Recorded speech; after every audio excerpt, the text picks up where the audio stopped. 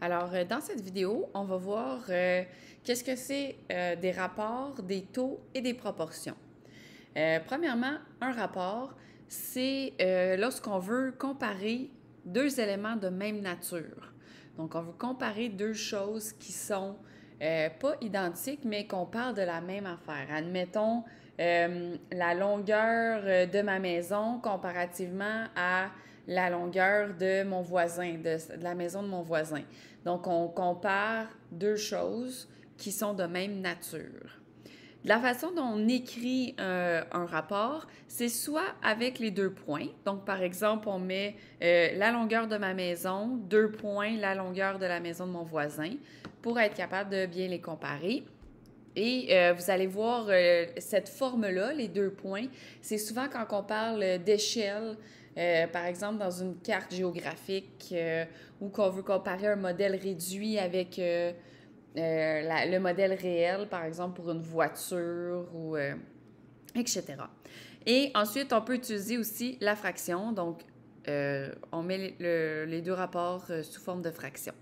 Par exemple, on a le problème suivant. Parmi les 30 élèves de la classe, il y en a 18 qui ont réussi l'examen. Et là, on vous demande, dans le fond, de représenter le rapport entre le nombre d'élèves qui ont réussi et le nombre d'élèves qui n'ont pas réussi. Donc, pour commencer, ici, il y a 18 élèves qui ont réussi l'examen, ça veut dire qu'il y en a 12 qui ont échoué. Donc, si tu fais 30 moins 18, ça donne 12. Donc, je n'ai pas mis le calcul, là, mais je l'ai mis dans une petite bulle.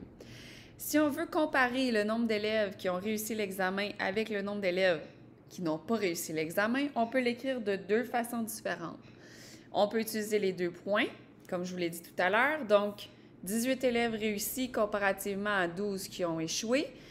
Et on doit toujours réduire un rapport. Donc, à chaque fois qu'il y a 3 élèves qui ont réussi l'examen, il y en a 2 qui ont échoué. Donc, on a un rapport de 3, 2,2. Ou on peut l'écrire sous forme de fraction, bien sûr. Donc, on peut écrire 18 qui ont réussi comparativement à 12 qui ont échoué, qui donne 3 demi, en fait. Donc, à chaque fois qu'il y a 3 élèves qui ont réussi, il y en a 2 qui ont échoué. Comparativement à des taux, donc un rapport puis un taux, c'est pas la même chose. Un taux, on compare en fait deux éléments de nature différente. Le type de taux que vous allez voir le plus souvent et qu'on va utiliser souvent aussi, même dans la vie courante, c'est les kilomètres-heure. Par exemple, la vitesse d'une voiture ou la vitesse quelconque. Des kilomètres-heure, ça, c'est un taux.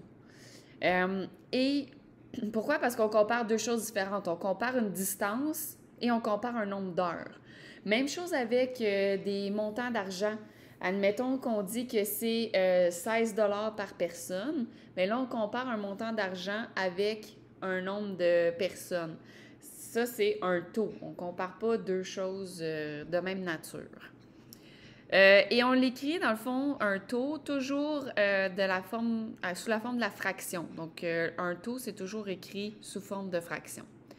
Par exemple, si je vous dis que j'ai parcouru 10 km en 50 minutes, donc je vais l'écrire de cette façon-là, 10 km sur 50 minutes.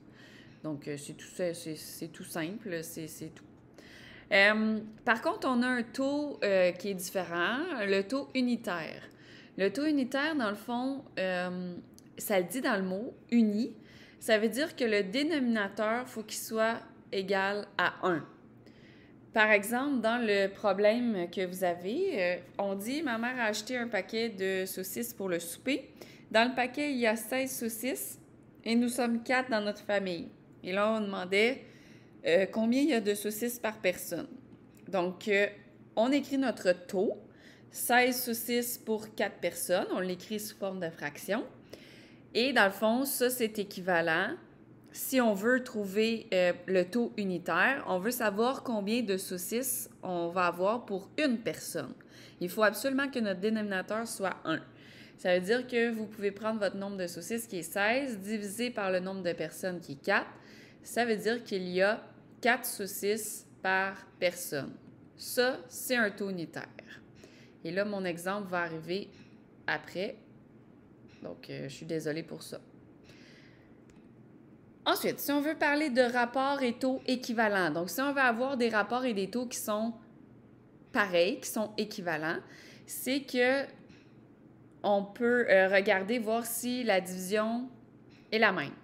Par exemple, si on a 5 septièmes et 15 vingtièmes et qu'on veut vérifier si ces deux taux-là ou ces deux rapports-là sont équivalents. Est-ce que c'est vrai qu'il y a 5 personnes sur 7, par exemple, je ne sais pas moi, qui ont les cheveux bruns? Est-ce que c'est vrai, dans le fond, qu'il va en avoir 15 sur 20 s'il y a 21 personnes? Alors là, on peut faire la division. Si vous faites 5 divisé par 7, ça donne 0,7143. Et si vous faites 15 divisé par 21, ça donne la même chose, 0,7143. Donc oui, ces taux-là ou ces rapports-là sont équivalents parce que le quotient donne la même chose. Deuxième exemple, si vous avez un taux, par exemple, qui est de 10 km/h et un autre qui est 30 km en 3 heures. Est-ce que c'est vrai de dire que si tu fais 1 heure, tu vas faire 10 km, puis si tu fais 3 heures, tu vas en faire 30? Vérifions. Donc, le 30 km en 3 heures, si on trouve le taux unitaire, combien on fait de kilomètres par heure? 30 divisé par 3, ça donne 10. Donc, 10 km/h, c'est le même. Donc, les deux taux sont équivalents. Si on veut les comparer maintenant, on veut savoir, par exemple, lequel est le plus élevé ou lequel est le plus petit, vous avez deux façons, deux méthodes pour le faire. Vous pouvez premièrement mettre les fractions sur le même dénominateur, comme par exemple si vous avez un cinquième et un sixième. Le dénominateur commun ici, ce serait 30. Donc, il faudrait faire x6 à la première fraction, ça donnerait 6 trentièmes, et x5 à la deuxième fraction, donc 5 trentièmes. Et là, on voit bien que le 1 cinquième est plus grand que 1 sixième. Même chose si on a 2 sur 11 et 18 sur 99. Le dénominateur commun dans ce cas-ci, ce serait 99. Il faut faire x9 à la première fraction, donc ça donne 18 sur 99. Et la deuxième, on la laisse telle quelle, 18 sur 99. On voit bien que les deux fractions sont équivalentes, sont pareilles. Et puis, dernier exemple, on a 7 neuvièmes et 2 tiers. Donc, le dénominateur commun dans ce cas-ci, ce serait 9. Alors, la première fraction reste telle quelle. On fait x3 à la deuxième, qui donne 6 neuvièmes. Et on peut voir que 7 neuvièmes est plus grand que 2 tiers.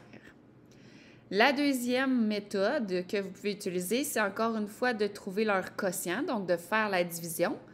Vous avez en fait 5 sixièmes et 7 huitièmes. Donc, si vous faites 5 divisé par 6, ça donne environ 0,83.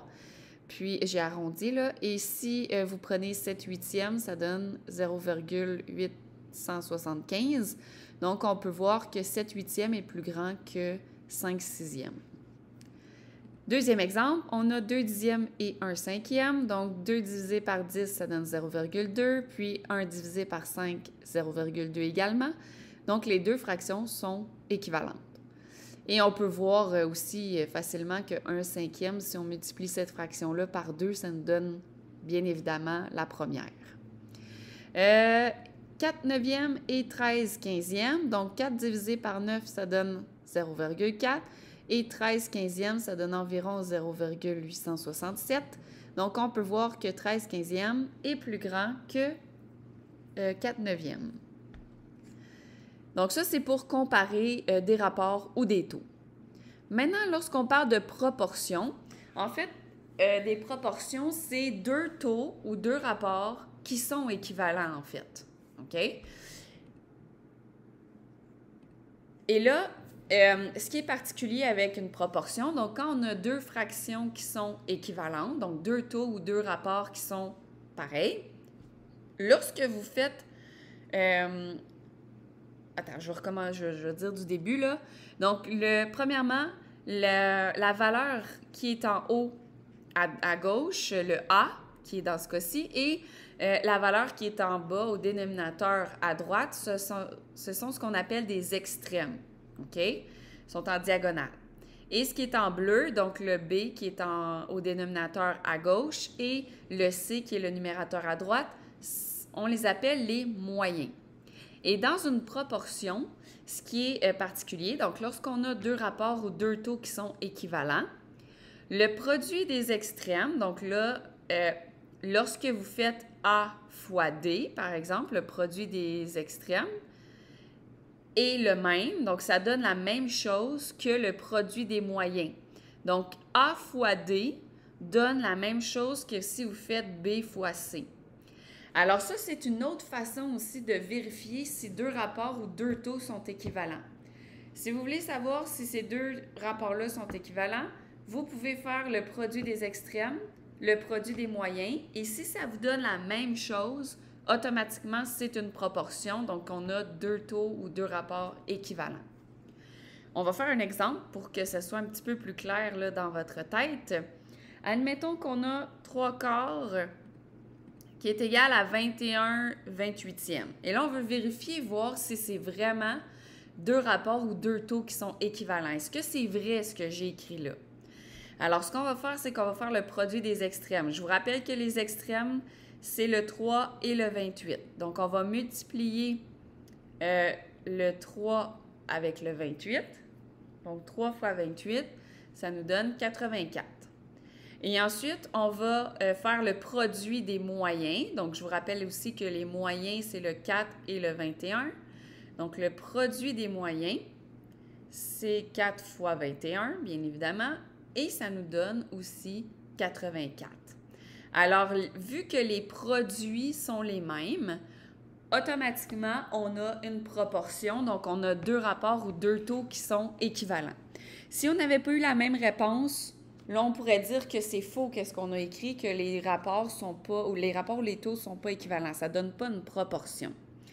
Et c'est de là que vient, en fait, votre produit croisé. Admettons que le 21, on ne l'aurait pas comme valeur. On la cherche, cette valeur-là. Pour la trouver, vu qu'on a deux rapports ou deux taux qui sont équivalents, on a une proportion, vous pouvez faire le produit des extrêmes. Donc, on multiplie ce qui est en diagonale, 3 fois 28. Et si vous divisez par le 4, qui est le moyen, donc le troisième nombre, ça va vous donner automatiquement le 21 qui est en haut au numérateur à droite. Donc, c'est à cause des proportions qu'on est capable de faire des produits croisés.